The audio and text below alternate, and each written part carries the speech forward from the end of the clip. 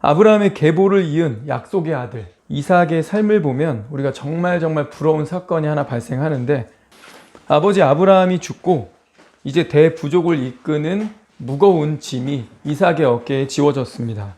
그런데 아버지 때와 마찬가지로 이 약속의 땅에 흉년이 찾아옵니다.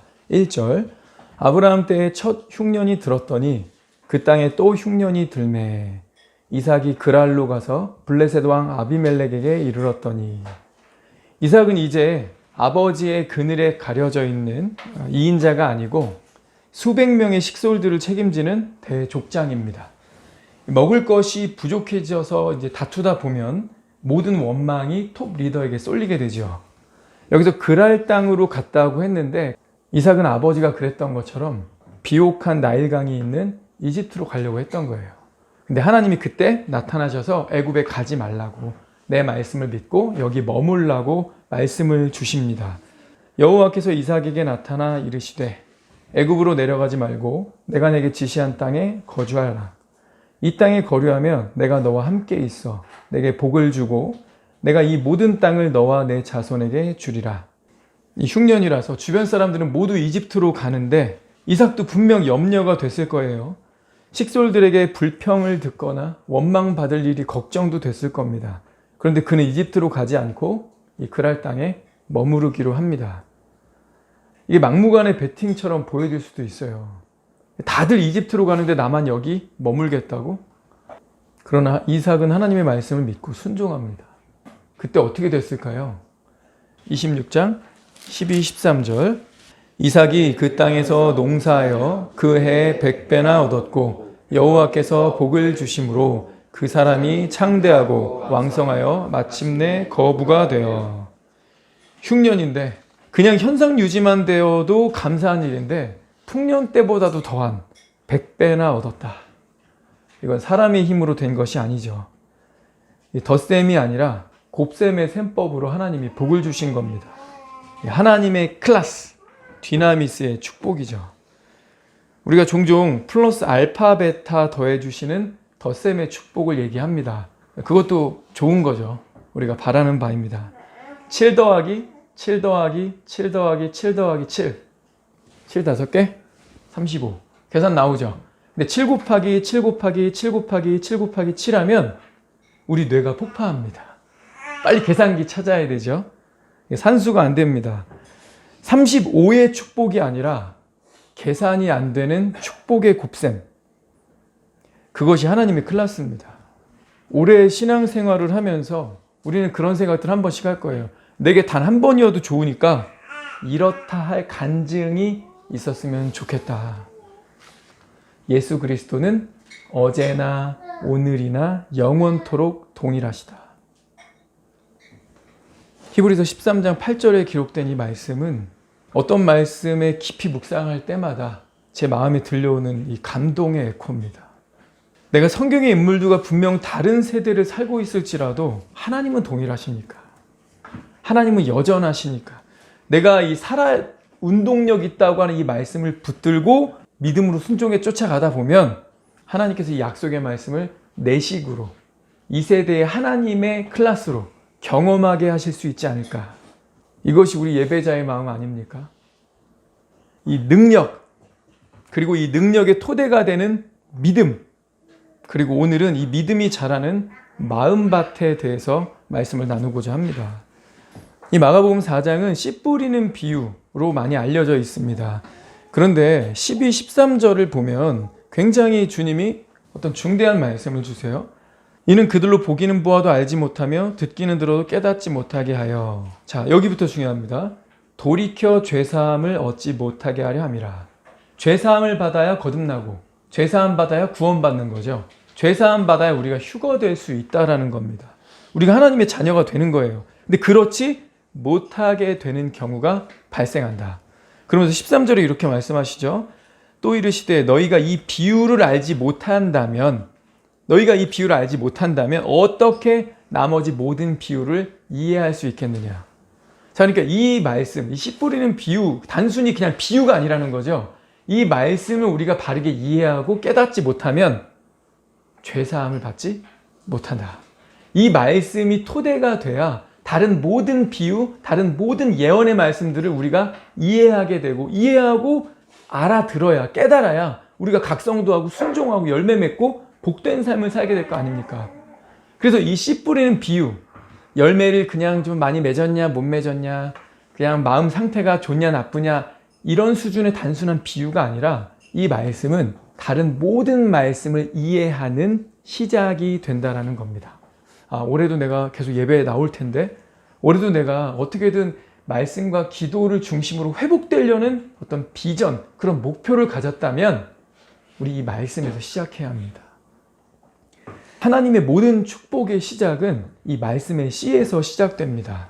말씀의 씨앗이 뿌려질 때는 정말 이게 될까? 이런 의심이 들기도 하지만 믿고 순종했던 사람들에게는 30배, 60배, 100배의 결실을 하게 하신 것이 기독교회사의 수두룩합니다. 중요한 것은요, 우리가 이 말씀에 어떻게 반응하는가입니다. 말씀의 씨는 좋은 땅에 떨어져야 이 곱셈의 축복들을 경험하고 우리가 기대할 수가 있습니다. 8절, 더러는 좋은 땅에 떨어짐에 자라 무성하여 결실하였으니 30배나 60배나 100배가 되었느니라 하시고, 돌도 없고 흙이 깊고 잡초도 없어서 씨앗을 있는 그대로 받아들입니다. 이 사람들은 다른 사람보다 탁월한 능력이 있거나 특별한 행동을 한 게 아니었어요. 그저 하나님의 말씀과 싸우지 않고 거부하지 않고 그 말씀을 잘 받아들인 것 뿐입니다. 말씀이 내 안에 잘 흡수되기만 해도 조용하게 곱셈의 축복이 시작됩니다. 천국의 기쁨, 천국의 능력이 내가 말씀을 받아들이는 순간 역사하기 시작한다는 거죠. 많은 사람들이 교회에 출석하고 많은 사람들이 말씀을 듣기는 하지만 자기 것으로 들어오지 못하도록 막아버립니다. 자기 생각과 고집, 자신의 어떤 경험, 게으름, 의심, 두려움 이런 것들에 사로잡히면 순종하는 데 나가지 못한다는 거죠. 저와 여러분이 나름의 전문성이 있습니다. 그러나 이 전문성도 벽에 부딪힐 때가 있습니다. 베드로가 그랬죠. 평생 고기 잡는 어부였는데 밤새도록 노력하고도 고기를 한 마리도 잡지 못했습니다. 근데 예수님이 오셔서 깊은 곳에 그물을 던지라 라고 말씀하셨을 때 베드로는 믿고 순종했습니다. 베드로는 예수님의 말씀과 싸우지 않았어요. 나는 어부고 당신은 목수 아니요. 근데 목수 출신인 당신이 나한테 무슨 훈수를 두고 나를 뭐 가르치려고 드냐? 싸우지 않았습니다. 주님의 말씀 믿고 그대로 순종했더니 자기 배도 가득 차고 동료의 배도 가득 차는 만선의 기쁨을 누렸죠. 이런 곱셈의 축복이 예수님의 말씀과 싸우지 않고 믿고 순종하는 좋은 마음밭에서 시작했다는 겁니다. 내 생각이 있겠지만 내 경험과 두려움의 감정도 밀려오겠지만 말씀이 분명하게 보여주고 있다면 올 한 해는 말씀과 싸우지 말고 믿고 순종하는 저 여러분 되기를 축원합니다. 이 전능한 하나님의 말씀이 개인을 살리고 가정을 살리고 나라를 살리는 위대한 능력이 있는데 이 말씀의 씨앗이 잘못된 땅에 떨어지면 이 곱셈의 축복을 이룰 수 없습니다. 이 하나님의 축복을 막는 잘못된 마음밭 세 가지로 소개되고 있죠. 첫째는 세상 지식과 경험의 고집입니다. 4절, 뿌릴새 더러는 길가에 떨어짐에 새들이 와서 먹어버렸고, 여기서 말하는 길가는 사람들이 많이 다녀서 발로 밟아서 굳어진 땅입니다. 우리 논두렁 같은 데 가다 보면 사람들이 자꾸 다니는 길, 혹은 등산하다 보면 사람들이 자꾸 밟고 지나간 길은 이 풀도 자라지 않고 땅이 좀 다 견고하죠. 씨가 파고들지를 못합니다. 이것은 너무 세상 지식이 많거나 경험에 따른 자기 생각이 너무 많은 사람입니다. 마음이 완고하고 강팍합니다. 불신자만 그럴까요? 아니요. 교회 안에 있는 많은 사람들에게도 이런 경향이 나타납니다. 하나님 말씀을 받을 때 일단 의심하고 이게 되겠어? 하나님 말씀도 약간 영화나 드라마처럼 취급합니다. 자기 생각으로 재단하여 남길 것 남기고 버릴 것 버려버립니다. 이런 마음에서는 말씀이 뿌리 내릴 수가 없습니다. 우리에게 겸손이 필요합니다. 나의 경험과 나의 지식을 내려놓고 말씀을 있는 그대로 받겠다는 어린아이와 같은 마음이 필요합니다. 굳은 마음의 사람들은 빨리 마음을 기경해야 합니다. 왜냐? 씨앗이 언제까지 그 위에 머물러 있지 않습니다. 새들이 와서 먹어버린다고 했죠. 말씀이 나한테 왔는데 내 생각과 고집이 너무 강해서 그 말씀을 받아들이지 못하면 사탄이 와서 채간다는 겁니다. 마귀는 하나님의 말씀이 가지고 있는 엄청난 잠재력을 알고 있습니다. 이 말씀이 사람의 마음속에 제대로만 심겨져서 뿌리를 내리면 한 사람이 구원을 받죠. 그 사람의 마음을 누르고 있던 절망과 음란과 폭력과 저주가 사라집니다. 하늘의 평안과 사랑과 기쁨과 지혜가 들어오면서 이웃들을 전도하기 시작해요. 그 사람과 그 가정의 운명에 영향을 주게 됩니다. 사탄이 이걸 잘 아는 거죠. 그래서 사탄의 절대 우선순위는 말씀이 우리 안에 떨어졌을 때 빨리 와서 쪼아먹어 버리는 것입니다. 예수님이 그걸 지적하신 거죠. 지난주 말씀드렸던 본문, 제목, 굵직굵직한 포인트들 기억 안 나지 않습니까? 우리 말씀 받을 때 즉시로 와서 채가하는 마귀에 대응하려면 우리도 똑같이 해야 돼요. 말씀 빼앗기지 않기 위해 즉시로 마음을 열어서 말씀을 받아들이고 그 자리에서 결단하는 자세가 필요합니다. 올해는 부드럽고 유연한 마음으로 말씀을 받아서 마귀에게 말씀을 빼앗기지 않는 저와 여러분 되기를 축원합니다. 곱셈의 축복을 막는 두 번째는 무엇인가?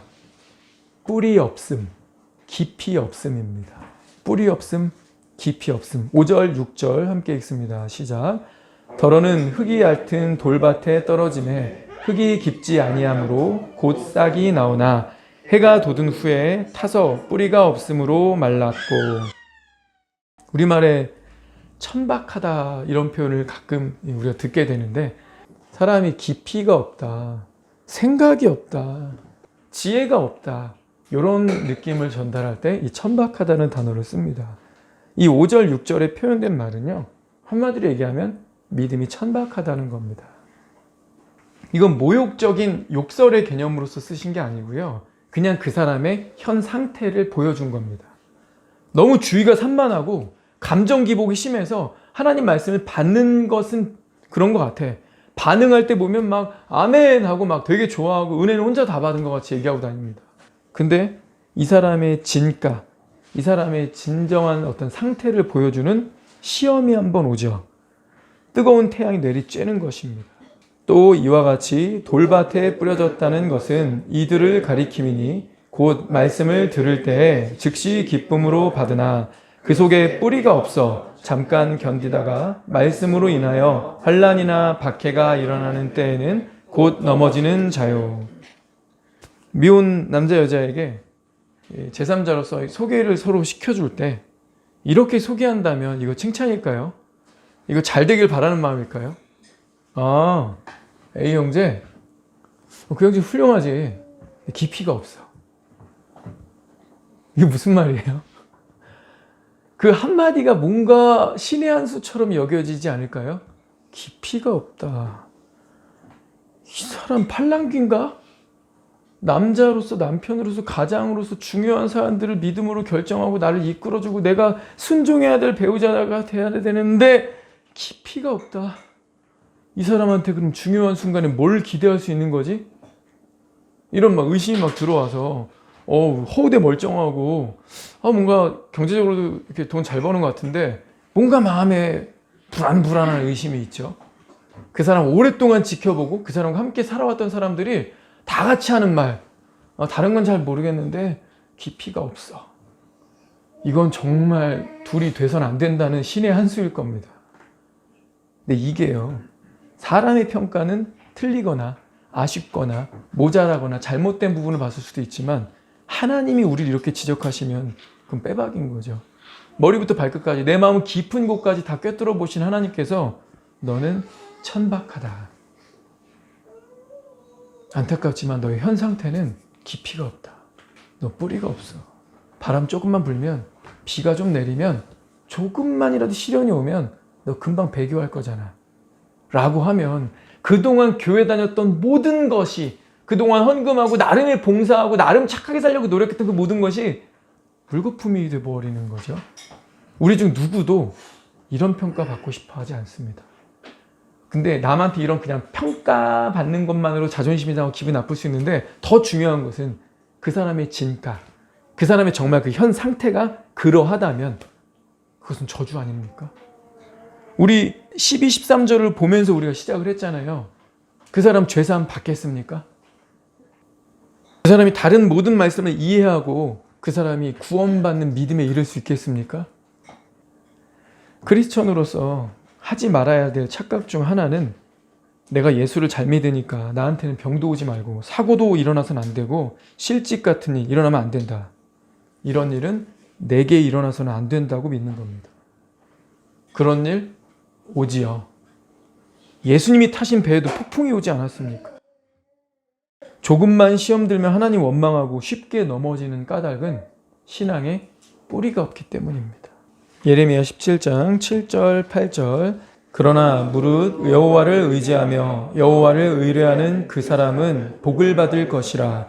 그는 물가에 심어진 나무가 그 뿌리를 강변에 뻗치고 더위가 올지라도 두려워하지 아니하며 그 잎이 청청하며 가무는 해에도 걱정이 없고 결실이 그치지 아니함 같으리라. 복을 받는 사람을 물가에 심어진 나무에 비유했죠. 그런데 하나 더 있습니다. 뿌리를 강변에 뻗치는 데 있습니다. 이 사람은 하나님의 축복과 은혜로 좋은 곳에 심겨졌어요. 맞아요? 시냇가 주변에 심겨진 거잖아요. 뿌리를 조금만 내려도 상대적으로 다른 나무들하고는 다른 씨앗들하고는 비교할 수 없는 축복의 샘에 닿을 수 있습니다. 물이 있는데 넘치고 충만한데 거기로 뻗어서 뿌리를 대지 못하면 무용지물이죠. 사막에 심겨진 거랑 뭐가 다릅니까? 분명히 하나님께서 물가에 심어주셨는데 씨를 거기에 뿌려주셨는데도 자기 스스로가 뿌리를 뻗치지 못하면 저주로 끝나게 됩니다. 잠언 12장 12절에도 비슷한 말씀을 주셨어요. 악인은 불의의 이익을 탐하나 의인은 뿌리로 말미암아 결실하느니라. 의인은 그 뿌리로 말미암아 결실하느니라. 이 말씀에는 시냇가, 샘 근원을 얘기하지도 않았어요. 뿌리를 얘기했습니다. 뿌리. 저와 여러분은 깊이 있는 사람이라고 평가받을 수 있습니까? 내가 없는 자리에서 나를 알고 지내던 내 주변에 측근이라고 해봅시다. 소위 말하는 친한 사람, 나에게 좀 호감적으로 대하는 사람, 나랑 정말 가깝다라고 내가 느끼고 있는 사람이라고 생각해 봅시다. 그 사람들이라면 적어도 나에게 대해서 장점 한두 가지라도 말해주지 않을까. 그럴 수 있는 사람이라고 칩시다. 근데 그 사람의 입에서 그 A, 걔 깊이가 있는 사람이야. 혹시 이런 평가 받을 수 있을까요? 언제든 손을 뻗으면 닿을 수 있는 곳에 성경 전서가 있습니다. 말씀을 깊이 알기 위해 훈련하고 말씀에 순종함으로써 깊이 있는 뿌리 없는 삶을 극복하는 저와 여러분 되기를 축원합니다. 곱셈의 축복을 막는 세 번째, 세상적 욕망. 7절 같이 읽겠습니다. 더러는 가시떨기에 떨어짐에 가시가 자라 기운을 막음으로 결실하지 못하였고. 참으로 안타까운 케이스죠. 흙도 좋고 돌도 없어서 씨가 처음에는 뿌리를 내리면서 잘 성장합니다. 땅 자체는 문제가 없어요. 그러나 그 주변에 억센 가시들이 점령한 게 문제입니다. 뿌리를 내리고 줄기가 뻗어나가다가 가시떨기 때문에 죽어버립니다.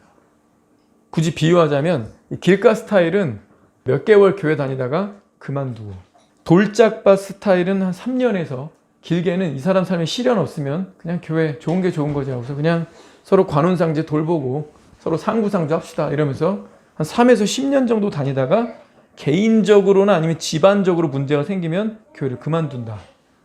그렇다면 가시밭 스타일은요, 줄곧 교회에 머뭅니다. 이 사람 자기 부모님 돌아가셔도 장례식 교회에서 하고요. 자기가 늙어가지고 막 50, 60 자식 결혼할 때도 자식 기독교적으로다가 결혼 감사 예배로 막 드리고. 이 사람은 교회 안 떠납니다. 근데 문제는 뭐예요?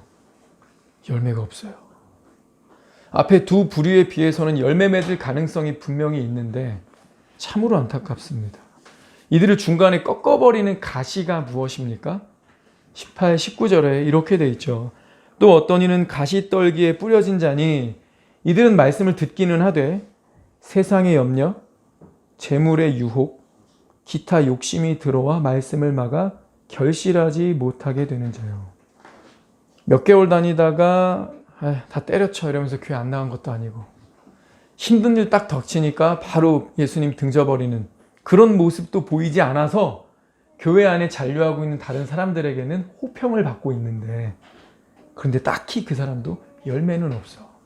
그 사람이 깊이 있다라는 칭찬, 그 사람이 존경된다, 존경스럽다, 그 사람에게 가면 이런 문제들을 분별할 수 있는 지혜가 있을 거야. 나이를 아무리 먹어도 이 사람이나 저 사람이나 우리 각자 유튜브로 해결합시다. 서로 그냥 각계전투. 안타깝죠. 우리 첫 번째, 세상의 염려부터 봅시다. 우리는 저마다 끊임없이 많은 걱정을 하며 살아갑니다. 돈 문제, 건강 문제, 가족 문제, 관계의 문제 등 우리가 살아있는 동안 우리에게 걱정을 안겨줍니다. 여기 앉아있는 분들 평범한 얼굴로 앉아있지만 다 나름대로 걱정을 갖고 있을 거예요. 아무 문제도 없는 사람 무덤에 있습니다. 살아있는 한 우리에게 문제가 있죠. 그러나 우리를 괴롭히는 문제를 너무 문제화시키면 말씀이 우리 안에 역사하는 것을 막아버립니다. 우리가 아는 문제들 예수님이 아실까요? 모를까요? 주님이 아시는데 아신 채로 가만두실까요? 자기 자녀 문제를 방치하는 부모가 그게 정상입니까?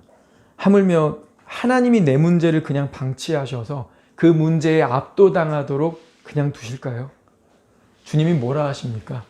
빌립보서 4장 6, 7절 아무것도 염려하지 말고 오직 모든 일에 기도와 간구로 너희 구할 것을 감사함으로 하나님께 아뢰라.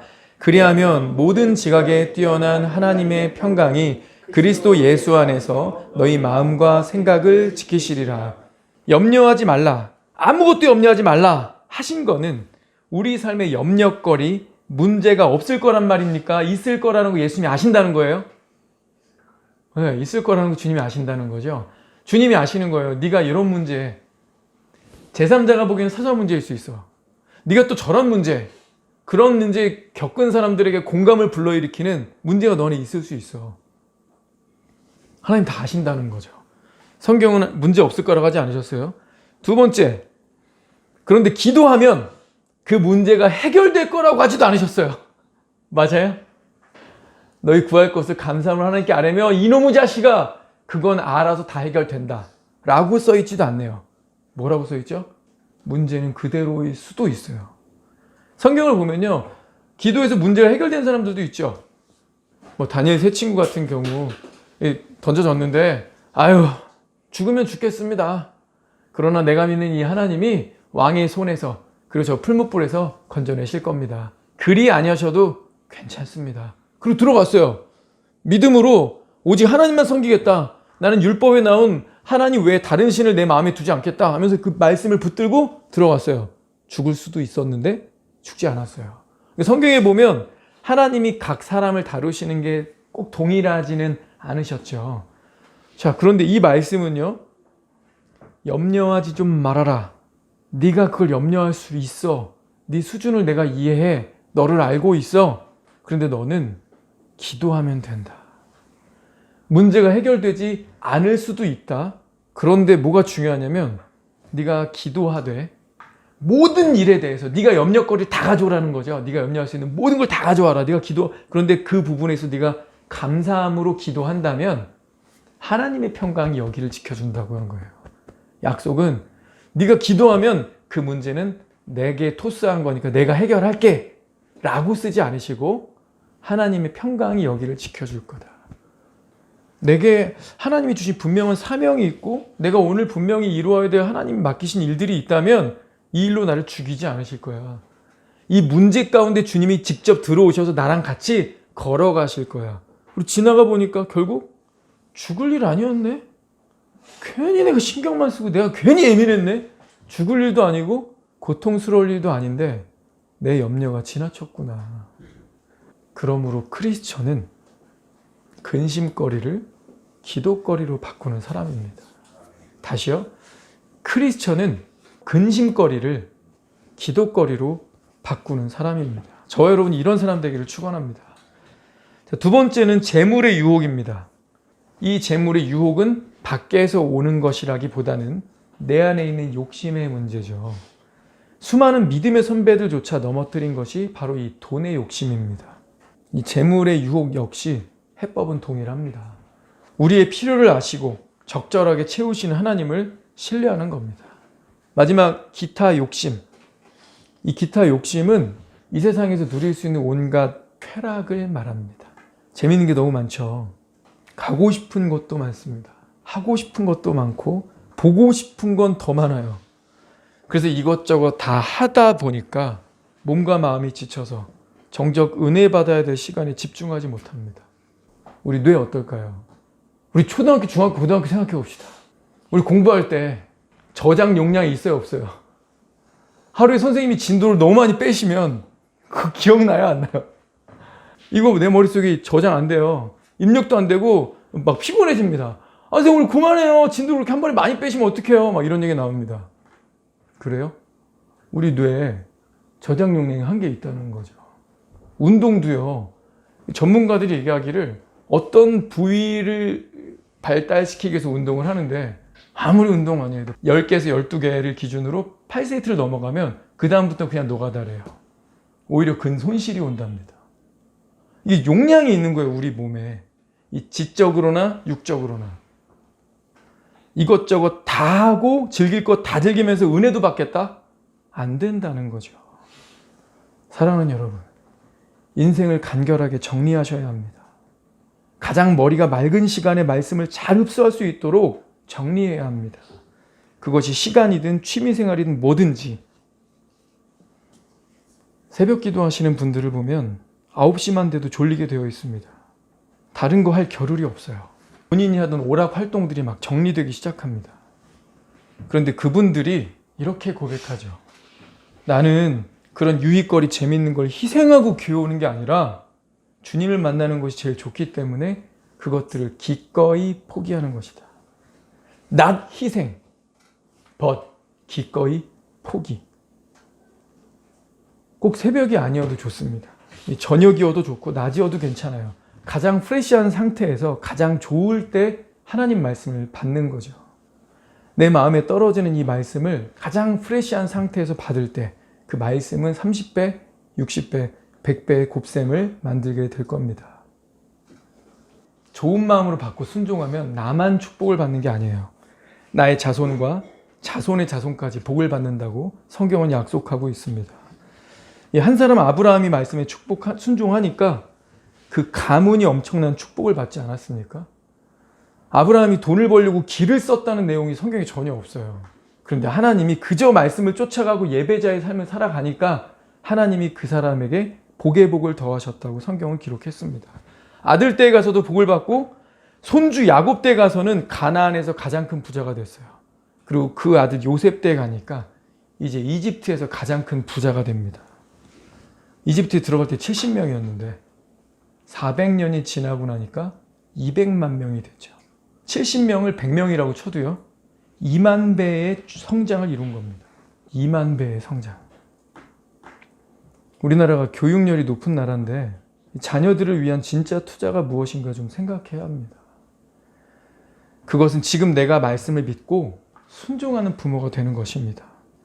그때부터 나의 가문에 뿌려지는 이 말씀의 씨앗은 자자손손 축복의 곱셈으로 자라서 복받는 믿음의 명문가가 될 줄 믿습니다. 어떤 학자가요, 18세기 미국에 살았던 맥스 죽스라는 사람과 조나단 에드워즈 목사의 가문을 비교한 적이 있습니다. 이 맥스 죽스는 머리가 아주 좋은 사람이었는데 불신자였고 술에 취해 살았습니다. 불신자 여성과 결혼해서 몇몇 자식을 낳았는데 부부 사이가 별로 좋지 않았어요. 반면에 조나단 에드워즈 목사님은 동시대에 살았던 분인데 4대째 사역자 집안에서 태어났습니다. 어릴 때부터 항상 성경을 배우면서 ABCD를 배울 때도 이 성경을 통해서 배웠다고 합니다. 이 얼마나 뛰어난 지혜를 받았는지 18살에 예일대를 수석으로 졸업했습니다. 예수 잘 믿는 자매와 결혼해서 11명의 자녀를 두었는데 평생 금슬이 좋게 살았답니다. 200년 뒤에 맥스 죽스하고 조나단 에드워즈의 가문이 어떻게 되었느냐. 일단 숫자에서 차이가 3배 정도 납니다. 맥스 죽스는 506명, 조나단 에드워즈는 1394명.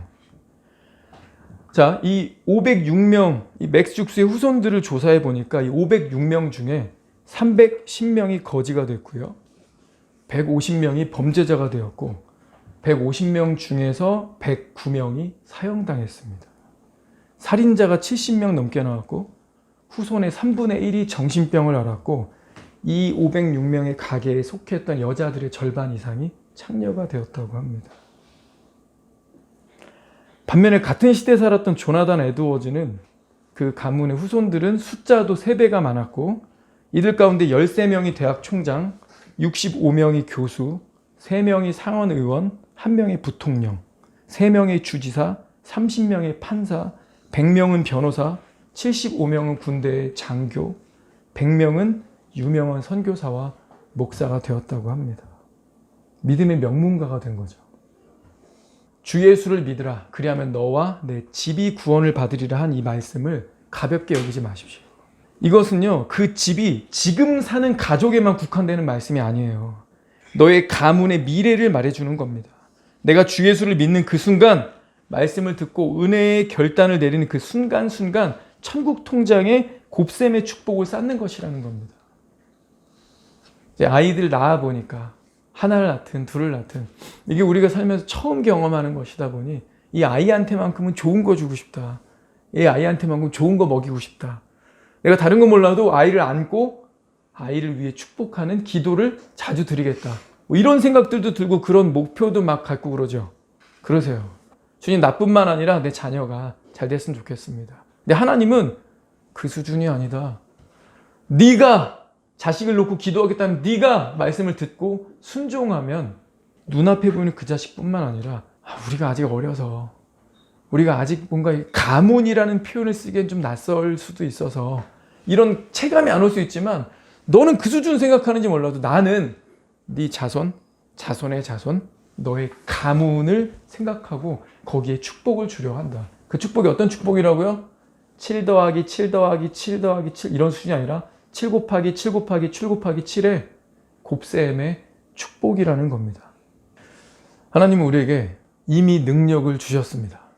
그리고 그 능력을 사용할 수 있는 기반으로서 우리에게 믿음을 요구하고 계셨습니다.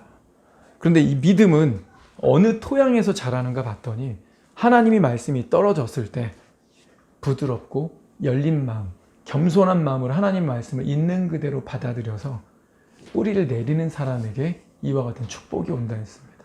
그리고 이 축복의 사이즈는 덧셈 수준이 아니라 곱셈의 축복이었습니다. 저와 여러분이 올 한 해 하나님 말씀을 열린 마음으로 받고 말씀을 한 장 읽든 두 장 읽든 말씀을 듣든 말씀을 암송하든 다 좋습니다. 이 말씀을 순수하게 내가 마음으로 정말 믿고 받아서 이게 될까? 저는 문맥 보니까 내가 이 안에 들어가서 관찰하고 생각을 깊이 해보니까 와, 이게 도저히 이렇게 될 수가 없는데 그런 말씀이니까 하나님 사이즈인 거죠. 듣고 그러네, 뻔하네, 나 같아도 이랬겠네 이럴 거면 이거 뭐라 읽어요? 안 읽어도 다 맞는 문제들인데. 근데 하나님의 클래스이기 때문에 이런 우한 코로나 시국 오히려 더 심한 것이 와도 주님의 결정적인 순간에 어차피 데려가실 거예요. 우리를 아직까지 살려두신 이유는 우리가 아직 할 만하니까. 감당할 만한 수준이니까 아직 휴거를 불지 않으신 겁니다. 한 사람이라도 더 구원할 수 있기 때문에 우리에게 기회로 오늘을 허락하신 거 아니겠습니까? 우리가 올 한 해 살아가면서 어떤 루트를 통해서든 하나님의 말씀을 받기를 사모합시다. 열심히 읽고 하나님의 뜻이 무엇인지 분별하리라. 어떻게든 내 안에 잡고 이 말씀을 집어넣으리라. 어떤 때예요? 가장 프레시한 상태, 가장 좋은 거 드리자고요. 내가 믿음 안에서 성장하고 하나님의 기쁨이 되고 분별력을 갖춘 그런 사람이 되게 해주십시오. 기도하겠습니다.